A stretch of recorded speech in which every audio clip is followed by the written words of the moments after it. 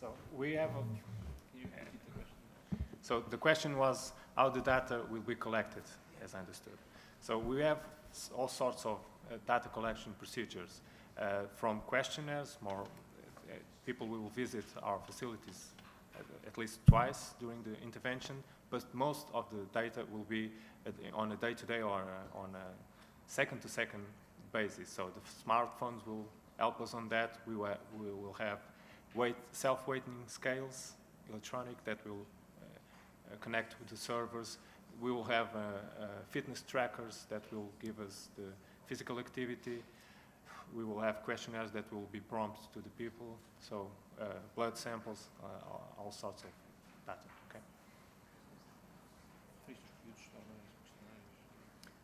Yes, the questionnaires will be gathered at the beginning, and then at 6 months, and then at 12 months and 18 months. Those are the questionnaires more use data will be with some technology. It's a fitness tracker, yeah. Yes, a fitness tracker. It's a bracelet that Activity is developing. Okay.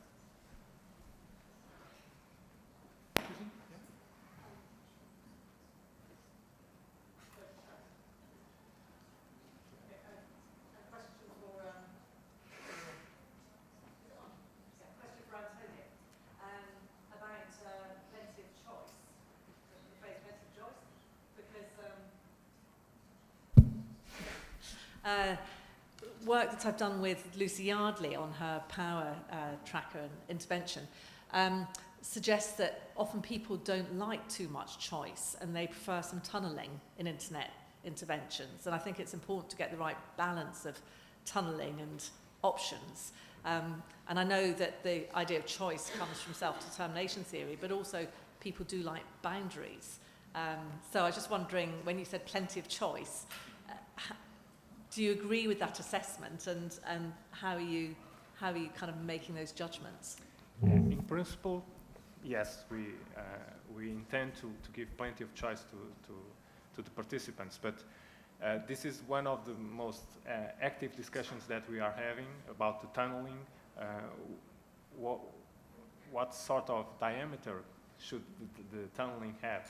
Because we are suggesting a path, so every week we intend to prompt people to experience one thing, one set of the module, but they can maybe go back and experience the last one.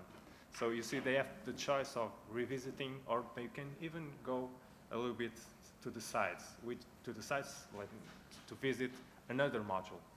But we don't, and this is a discussion that we are having right now, we don't know if we're going to have the module full, like a full text when you're going to a database or PubMed. Maybe people can only see the title or the abstract of that model. So, but they can still visit it. But this is something it's not really considered. Yeah, and I will add something more in the sense of, it's not so much about quantity of choice, and I think that's where sometimes people get in problems. It's like when you get to a restaurant and you have 100 dishes and you feel helpless because there's too much choice, and you actually don't feel motivated. You don't feel competent to deal with that choice. So it's more about the critical elements in how people relate to the intervention or to the toolkit, in which people have a chance to have some input or to choose what they prefer.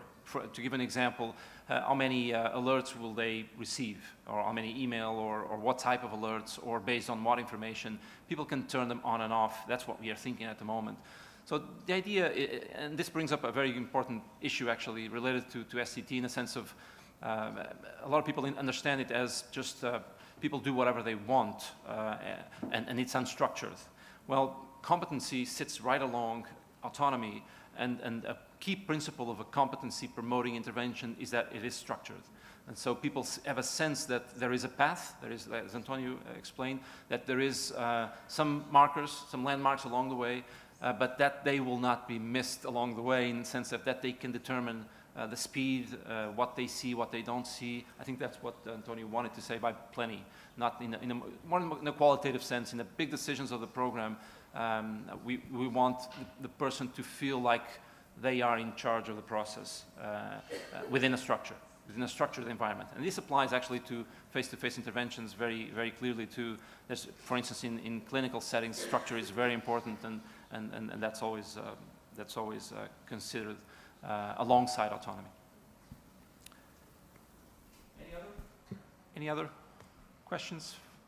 ICT related or smoking cessation related? No?